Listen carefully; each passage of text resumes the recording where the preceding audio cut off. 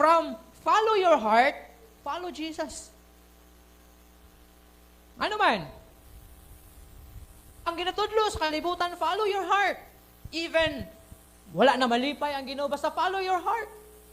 Even, kanap itong makadungog ka, na yung uban na mga, for example, nagka-windang na ang relasyon sa magdayon.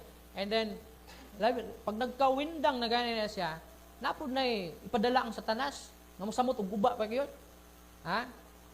Muna sa mga marriage counselor, ang advice nila, kung nag-away mong magtiayon, ayaw i-share ngadto sa imuhang sa opposite sex. For example, asawa, ayaw i-share dito sa lalaki ang inyong giawayan or problema.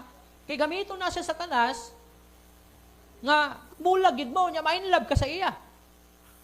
Ha? The same po na sa lalaki. Dili ni mo pwede sa bana, dili ni mo pwede i-share ngadto sa babae nga mao ning giawayan ninyo, mao ning problema. Kay painlabon ka adto, biyaan na nimo mga asawa kay main love man kadto siya kay maayo man manudlo. Maayo man mangwali. Ha?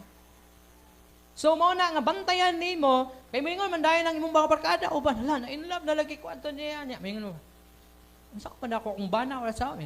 Follow your heart. In love ito ka, follow your heart. Remember, ang atong kasing-kasing walay sama kadautan o kalimbungan ni ini. Wala mo matingala. Ha?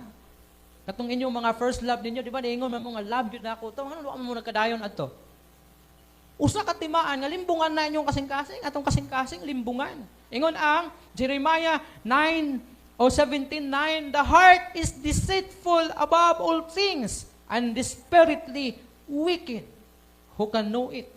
Masa daw ang atong heart? Ang kasing-kasing nato, limbungan, labaw sa tanang mga butang o gilabihan kadautan. Mga naanggi, yung sa patoy, nadungog na ako na istorya.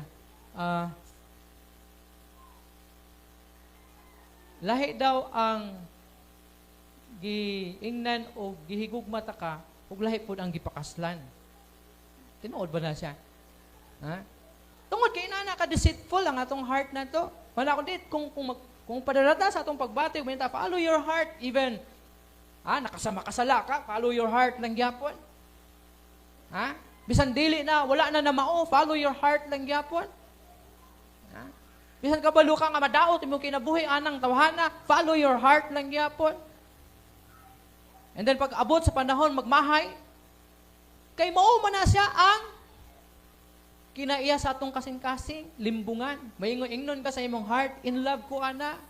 And then, pag abot sa panahon, wa jud ka na in love.